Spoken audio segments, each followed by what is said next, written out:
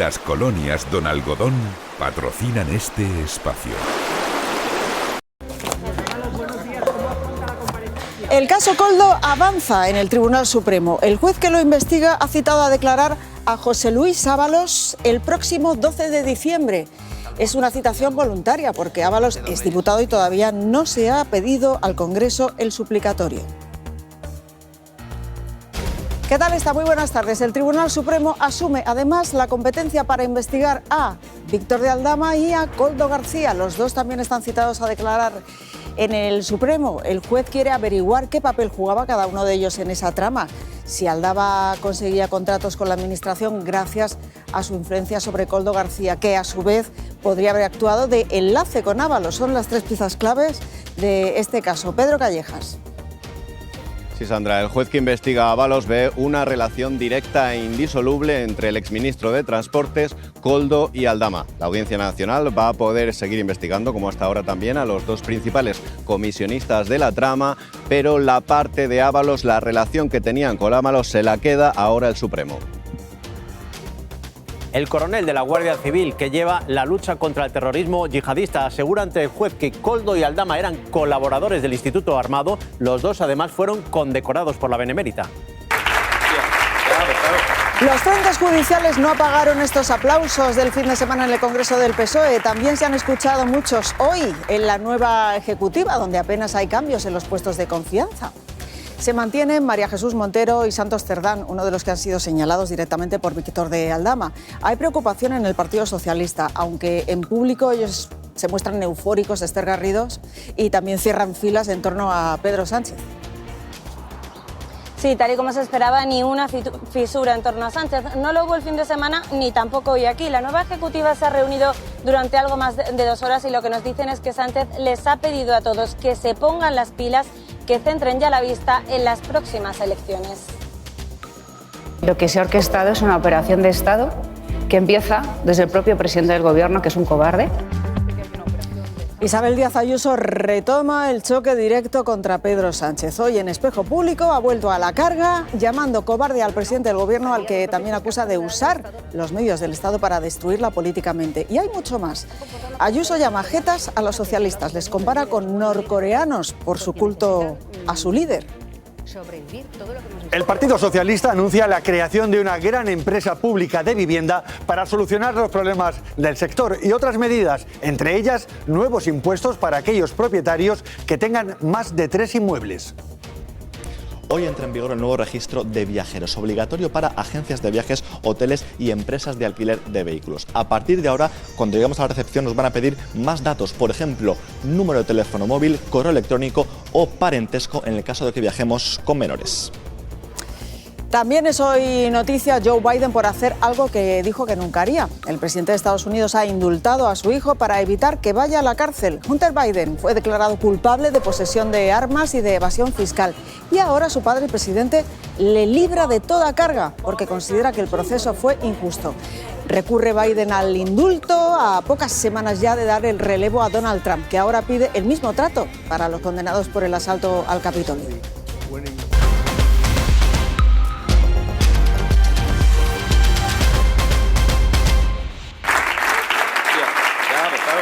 Aplausos en Ferraz esta mañana en la nueva ejecutiva socialista. De cara a la galería, la imagen, ahí la tienen, es de tranquilidad. Dicen estar enfocados ya en las próximas elecciones generales. En el PSOE evitan transmitir que están preocupados por los problemas judiciales que les afectan en este momento. El caso Koldo es uno de esos problemas y hoy tenemos novedades. José Luis Ábalos, el ex número 2 de Sánchez, ya tiene fecha para declarar voluntariamente como investigado en el Tribunal Supremo. Se va a sentar Ábalos el próximo 12 de diciembre ante el juez. El Supremo también ha citado como investigados, ahí los tienen, al empresario Víctor de Aldama el 16 de diciembre y un día después, el día 17, verá a Koldo García. Pedro Callejas. Sí, el Tribunal Supremo ya había asumido anteriormente toda la investigación relativa a Ábalos, pero ahora también se va a quedar las causas contra Víctor de Aldama y también contra Koldo García en todo lo relacionado con su vínculo con el exministro de Transportes. Un vínculo que define el magistrado como estrecho, directo e indisoluble. Para todo lo demás relacionado con el caso Koldo, la Audiencia Nacional también va a poder seguir investigando. Efectivamente, los tres ya están citados oficialmente por el Tribunal Supremo, aunque en el caso de Ábalos se le ofrece primero la posibilidad de declarar voluntariamente. Si se niega, entonces se cancelaría esa citación y el Supremo pasaría a solicitar formalmente lo que se conoce como un suplicatorio al Congreso, porque José Luis Ábalos continúa siendo diputado. Gracias, Pedro. Bueno, pues estas novedades judiciales se producen el día en el que echa ya a andar la nueva cúpula del Partido Socialista de Sánchez, con María Jesús Montero y con Santos Cerdán en su núcleo duro. Esther Garrido, vamos a Ferraz. Esther, ¿qué dice el PSOE de esta citación de Ábalos en el Supremo? Pues aquí, como vienen haciendo desde el principio, se desvinculan completamente de Ábalos, ni siquiera le mencionan. Siempre han defendido que desde el principio, desde que se conocieron los primeros indicios, ellos actuaron con determinación, con celeridad, y hoy insisten en que es una persona que ya está fuera del partido. Temor ninguno, el señor Ábalos que responda lo que tenga que responder. Se le cita para que hable voluntariamente y de ahí que pide al juez que Ábalos confirme a la mayor brevedad si quiere hacerlo. ¿Qué pasará si la respuesta es un no? Entonces el Tribunal Supremo tendrá que pedir el suplicatorio del Congreso. El permiso para imputar a un diputado que se da por hecho saldrá adelante, aunque en las últimas declaraciones el exministro socialista aseguraba que quería declarar y de hecho pidió hacerlo. ¿Teme que puedan imputarle en las próximas horas? No, realmente era de esperar. Así que se accede, la cita será el 12 de diciembre y unos días después, el 16 y el 17, quienes están citados son de nuevo Koldo y Aldama, porque el instructor cree que los hechos que afectan a Ábalos tienen una relación directa e inescindible con los que también les atribuyen a ellos. Desde el PSOE se desvinculan totalmente del que fue su número 2. Es una persona que no pertenece a esta casa. Mientras que el PP ataca a Sánchez por hablar de que se orquesta una cacería contra él. No hay ningún complot contra él o contra su gobierno. Y piden más explicaciones. Esta imagen la publica hoy el diario El Independiente. Vemos ahí al asesor de Ábalos, vemos a Koldo García el 6 de octubre de 2018, condecorado por la Guardia Civil en la Jefatura de Información de Madrid. Y seguro que también recuerdan esta otra escena. Todo lo que haces en atención a nosotros por altruismo. Víctor de Aldama recibió también su propia medalla al mérito de manos de la Guardia Civil en 2022. Se la impuso el coronel Francisco José Vázquez, el jefe de la lucha antiterrorista. Este coronel ha sido uno de los agentes que han declarado esta mañana como testigos en la Audiencia Nacional y le ha explicado al juez que tanto Aldama como Koldo eran colaboradores de la Guardia Civil. Es el coronel Francisco José Vázquez, jefe de la Unidad Antiterrorismo de la Guardia Civil. Hoy ha situado a este hombre el comandante Rubén Villalba en el centro del caso Koldo. Villalba era, según la UCO, el facilitador de los teléfonos seguros con los que operaba la trama y se veía con Koldo con asiduidad. El mismo que en conversaciones con su jefe aseguraba tener miedo. Entré en psicosis, porque yo me veía con el nacimiento de otro niño y dije, hostia, macho, me voy a la cárcel. Y que se negó a contestar en el Senado. Me acojo mi derecho a no declarar.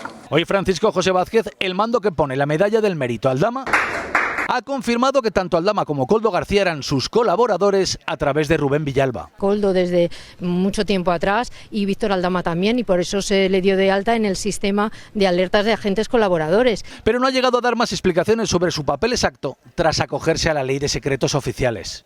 También ha reconocido que autorizó comprobar vehículos personales de Aldama para evitar que le siguieran y que hubo conversaciones y encuentros cordiales con el que la UCO denomina el centro corruptor de la trama.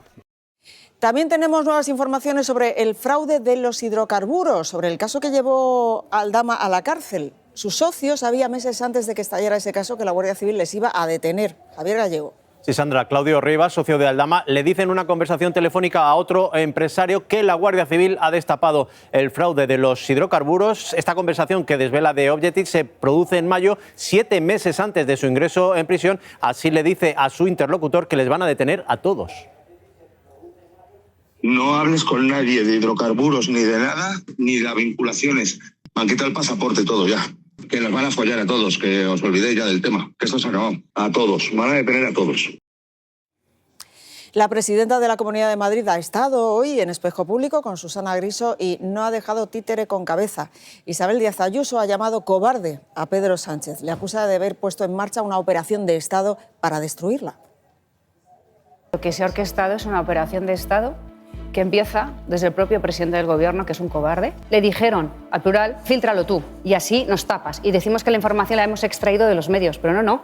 Salía del propio fiscal general del Estado a través de Óscar López, jefe de gabinete del culpable, responsable, cobarde presidente del Gobierno, que es el que ha orquestado todo esto para intentar destruirme a mí. Como a mí me han mirado hasta las notas de la EGB, porque no robé un boli en la EGB, sino yo estaba ahora mismo en Guantánamo. Todo lo que hemos visto este fin de semana en este congreso ridículo, que de tanto aplaudir han generado más energía eólica que todos los molinos de Aragón, se están comportando como ciudadanos norcoreanos que piensan que en su lado del muro el líder es bueno, el líder tal, porque necesitan sobrevivir. Y el sanchismo necesita controlar los medios, los jueces, extender el miedo. El que me critique, el que se me ponga en medio, ese será acuchillado. Y eso es el sanchismo.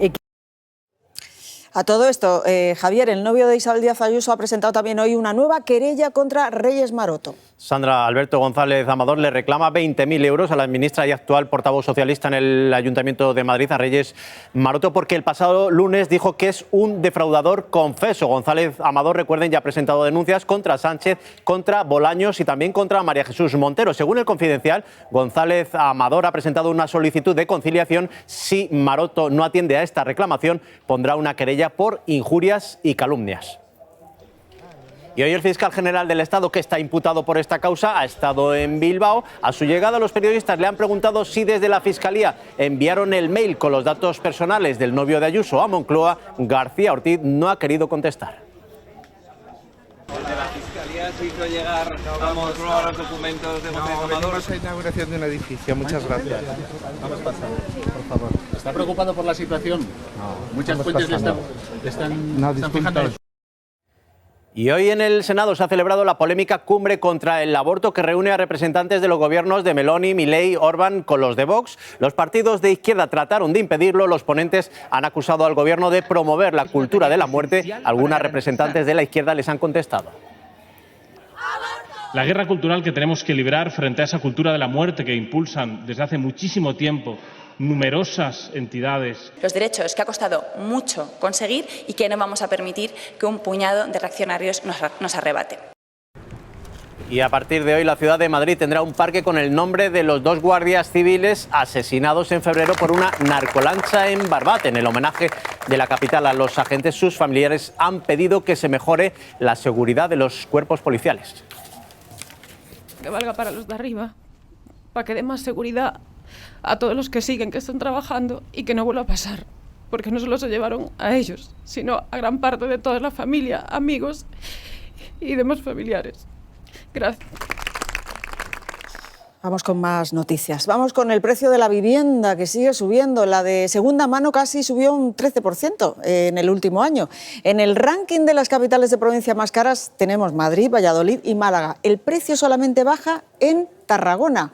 Hoy la vicepresidenta Yolanda Díaz pide retirar los fondos a aquellas comunidades que no estén aplicando la ley de vivienda.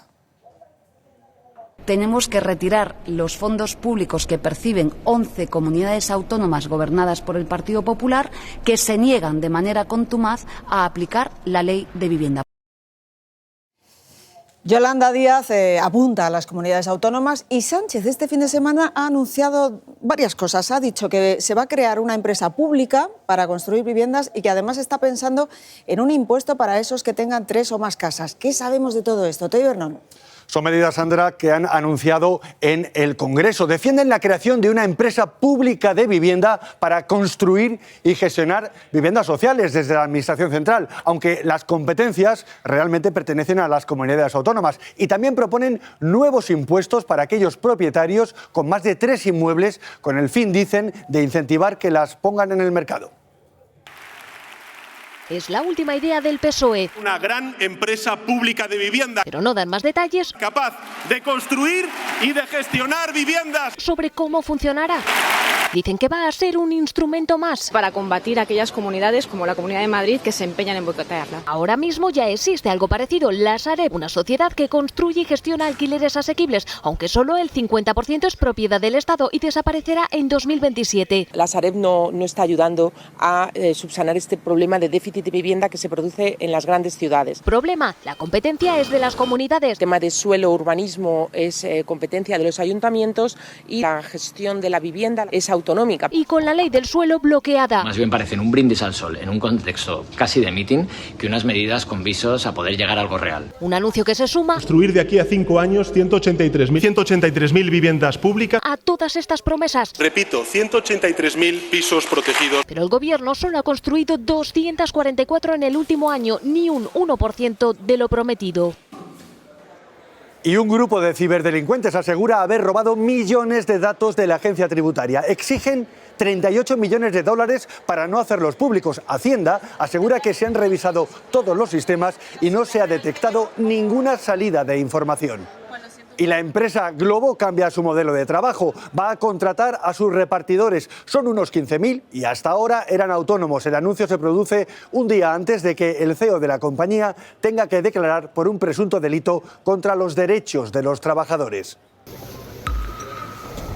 Anoche 2 personas perdieron la vida y 28 resultaron heridas en este aparatoso accidente de tráfico de un autobús de españoles en los Pirineos franceses. Habían salido por la mañana de Hospitalet de Llobregat a Andorra y estaban ya regresando a casa. No se sabe por qué. El conductor perdió el control del autobús y chocó contra una pared de piedra. Marta Sassot. Sí, la policía francesa se ha hecho cargo de la investigación, pero según algunos pasajeros habrían fallado los frenos, el conductor perdió el control del vehículo y para evitar que cayeran por un barranco habría dado un volantazo y habría chocado contra la pared de piedra. Como decíais, tras la colisión, 2 personas habrían perdido la vida. La mayoría de los heridos fueron atendidos en este hospital y en estos momentos hay 20 ingresados en varios hospitales. Ahora se investigará si tanto la empresa propietaria del autocar habría pasado todas las revisiones y si la organizadora de la excursión tenía todos los papeles en regla.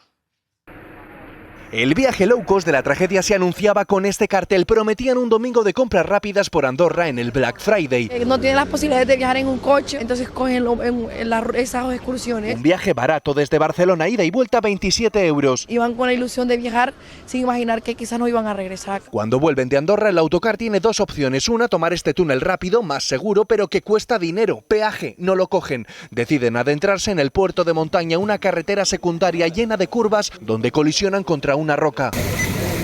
Algunos testigos creen que el conductor pudo maniobrar para evitar caer por un precipicio. No tenía frenos el coche, entonces se fueron hacia lo que es el barranco, porque para el lado de acá, hacia la izquierda, quedaba el desfiladero. Ahora se investiga si la empresa tenía todos los permisos en regla. Una de las empresas tiene residencia en Hospitalet, pero no tiene actividad como garaje de autocares desde hace años. ¿Cómo estaba el vehículo? ¿En qué estado estaba el vehículo? Y si el autocar había pasado las revisiones.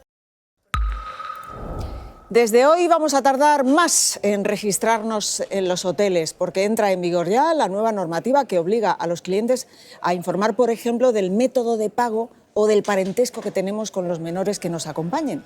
Nos esperan más preguntas en la recepción y esto implica mucha más burocracia. Tanto es así que hoy ya la plataforma del registro ha colapsado. Joaquín Hernández. Y eso que estamos a lunes y no hay mucho movimiento de viajeros, pero cuando lleguemos a la temporada alta seguramente se formarán más colas aquí en la recepción del hotel porque el registro de llegada va a ser más largo. Hasta ahora nos pedían básicamente la información que aparece en nuestro DNI, pero a partir de hoy hay que dar más datos. Por ejemplo, teléfono móvil, correo electrónico y si viajamos con menores, qué parentesco tenemos con ellos. Y no solamente aquí en los hoteles, también en las agencias de viajes y en las empresas de alquiler de vehículos.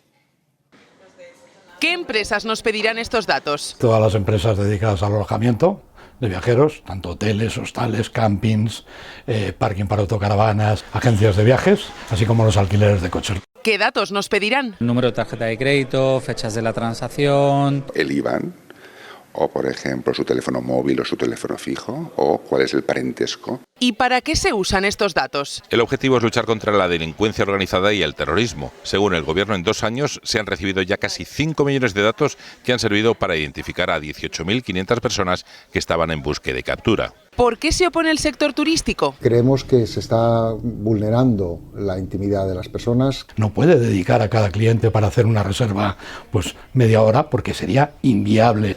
¿En qué afecta a los viajeros? Un registro de un cliente te puede llevar 1 minuto, 2 minutos y ahora lo mismo se puede convertir en 5, 7 o más minutos. Por cierto, hoy, primer día de aplicación obligatoria, la página no funcionaba.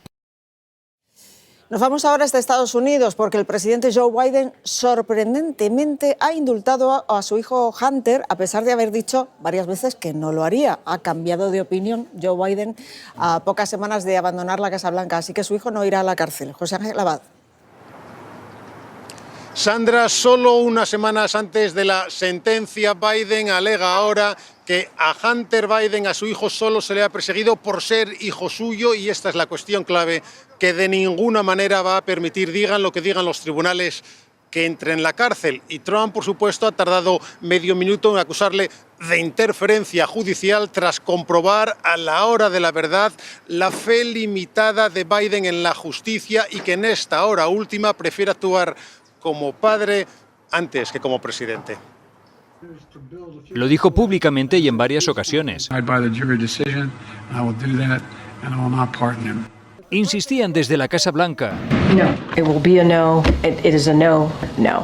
Pero el perdón completo e incondicional ha llegado, con esta orden escrita. Biden considera que su hijo estaba siendo víctima de ataques políticos, imputado de manera selectiva e injusta. Su hijo Hunter fue declarado culpable de 3 delitos de fraude fiscal y al ocultar su adicción a las drogas cuando compró armas. Han mentido una y otra vez sobre todos los aspectos de mi vida personal y profesional. Un indulto que el próximo presidente califica de abuso y error judicial y que resta argumentos a los demócratas cuando se trate de criticar en el futuro a Trump.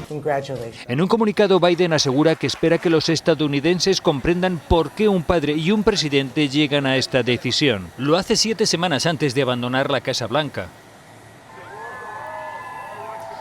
Donald Trump, entre tanto, sigue nombrando a allegados a su familia para su nuevo gabinete. 2 de sus consuegros van a tener cargos en su administración. Uno de ellos, además, es exconvicto y será embajador de Estados Unidos en Francia. Occidente mira con preocupación la escalada bélica en Siria, porque los rebeldes han conseguido recuperar territorios perdidos hace 13 años. Susana Román. Así es, Sandra, 13 años. Hablamos de la ofensiva relámpago de los rebeldes contra el presidente al-Assad, que la lidera la antigua rama de Al-Qaeda en Siria, y se han hecho fuertes en esta zona, al norte del país. Avance imparable, eso sí, gracias al apoyo de Turquía, mientras que los aliados del régimen sirio, los aliados de Damasco, son Rusia e Irán. La aviación rusa y el ejército sirio han vuelto a atacar hoy la ciudad de Idlib. Más de 400 personas, 60 de ellas civiles, han muerto en los combates de estos días. Los rebeldes, que controlan totalmente ya la ciudad de Alepo, lo han celebrado, ya ven, ocupando el Palacio Presidencial. Y cuarta noche de violentas protestas en Georgia. Los manifestantes exigen la dimisión del gobierno prorruso tras la suspensión de las negociaciones para entrar en la Unión Europea. Hay más de 200 detenidos. El Kremlin ha alertado hoy de otra posible revolución naranja, como ya ocurrió en Ucrania. Y en Guinea-Conakry han fallecido al menos 56 personas durante un partido de fútbol. La tragedia se produjo tras una decisión del árbitro que originó graves incidentes y una estampida para escapar del estadio. Son un puñado de mujeres de clase media y de cierta edad. Sí, y fíjense, es el comentario misógino de un presentador de la BBC que se defiende así de las acusaciones por tratar mal a las mujeres. Es el último escándalo que rodea la cadena británica y que ha sido criticado incluso por el gobierno. Gracias, Susana. Y más asuntos. El cantante Elton John ha anunciado que ha perdido la vista prácticamente por completo. Por lo visto, una infección ocular le dejó ciego del ojo derecho y ahora un musical ha dicho que ha perdido la vista en el ojo izquierdo. Vean ahora el despliegue policial que ha montado en Japón para enfrentarse a un oso. El animal llevaba 3 días ahí, dentro de ese supermercado. Atacó a un trabajador y luego destrozó el supermercado. Al final ha caído en una trampa puesta por los agentes. Y estas otras imágenes son del temporal que afecta al norte de Estados Unidos. En algunos puntos se han registrado capas de nieve de hasta 2 metros de grosor. Más de 2 millones de personas en los lagos Michigan y Ontario están en alerta ahora mismo por las nevadas en Estados Unidos. En Valencia, aquí, todavía 4 personas siguen desaparecidas tras la dana del 29 de octubre. Son 3 hombres y una mujer. Un vecino de Pedralba que perdió a su hija, una mujer a la que se busca por Cheste, un residente en Montserrat y otro hombre cuya identidad no ha trascendido. Y entre tanto, pues se va recuperando poco a poco la normalidad. La fábrica de Ford de Almusafes ha reabierto por fin después de más de un mes. Hoy acaba el ERTE al que se habían acogido los trabajadores y se han reincorporado los 2 turnos de producción. Y así como una fiesta, así se ha vivido también la vuelta al cole en Catarroja. Hoy ha abierto por fin este centro y profesores y militares han hecho un pasillo para recibir a los pequeños en esta localidad. En Paiporta, en cambio, los colegios continúan cerrados y no solo eso, más de un mes después todavía hay cientos de coches amontonados en la calle. Sandra Navarro.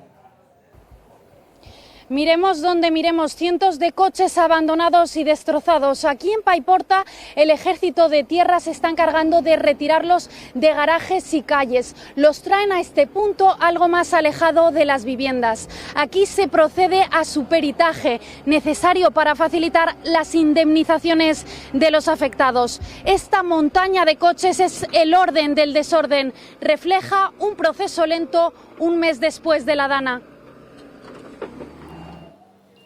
Y allí, en Paiporta, precisamente, hemos visto esta mañana al presidente de Mercadona, Juan Roig, visitando a los afectados. El empresario critica la gestión de los políticos ante tal devastación por la dana. Tenemos medios, España es un país muy importante y podríamos haber limpiado. Los políticos no lo han hecho, para eso pagamos los impuestos los españoles. Y siguen las quejas también, Teo, por el retraso de las ayudas prometidas por las administraciones. ¿Qué datos tenemos hoy? Pues Sandra, esta mañana la agencia tributaria ha pagado 144 millones en ayudas, mucho más que todo lo que el Gobierno central había abonado durante un mes. En total supone el 1,5% de lo prometido. Por su parte, la Generalitat Valenciana ha pagado unos 60 millones de los 400 aprobados, es decir, un 15,15%. Si en un adulto es difícil el poder entender que te falta un medicamento, imagínate en un niño. Hasta los padres necesitamos ayuda de cómo manejar la situación. Si tú le quitas la medicación, es como para una persona cuando no duerme. En estos momentos, ahora mismo en España, hay 763 medicamentos con problemas de abastecimiento. Pero a esta larga lista de medicamentos se suma ahora el fármaco más usado para tratar, sobre todo en los niños, el TDAH y en los adolescentes. El laboratorio que los produce asegura que tiene problemas de producción. Vamos a verlo. No hay, Juana, está agotado. Así están muchas familias. Siento decirte que este medicamento está en falta. Recorriendo farmacia tras farmacia. Vienen de otras comunidades preguntando si tenemos el medicamento. Uno de los más utilizados para tratar el TDAH, trastorno por déficit de atención con hiperactividad, que padecen un 7% de los menores españoles. Las industrias farmacéuticas no pueden fabricar todos los lotes que deberían, ¿no? La Agencia Española del Medicamento ya ha informado que los problemas no se resolverán hasta el primer trimestre de 2025. A los padres necesitamos ayuda. Pero hay alternativas. Ahora mismo hay existencia en la farmacia de Rubifen, que es una presentación de metilfenidato. Pero claro, el problema es que no se puede cambiar la medicación así de un día para otro. Es necesario que el especialista ajuste dosis. ¿Pero por qué falta? Porque aparte de triplicarse la demanda, dependemos de terceros. La crisis económica de 2008 provocó que se externalizara la producción de principios activos. En España en estos momentos hay problemas con 763 medicamentos, entre ellos para la diabetes, tensión o enfermedades cardiovasculares. El desabastecimiento se ha convertido ya en un problema crónico. Nuestra buena noticia es el prematuro más pequeño de nuestro país. Cuando Abraham nació no llegaba a los 400 gramos, solamente medía 19 centímetros. Era tan pequeño que cabía en la palma de la mano de los padres. Nació a los 6 meses en Cornazo, en Pontevedra, y tuvo que pasar 4 meses en la incubadora del Hospital de Santiago. Nuestro pequeño protagonista ha salido adelante, pesa ahora 3 kilos y ya está en su casa con su familia. Nació de 26 semanas. De 6 meses, pero aparentaba un bebé de 4 meses. Un tiempo muy difícil para los tres y nada, y gracias a Dios ya lo tenemos aquí en casa, sanito.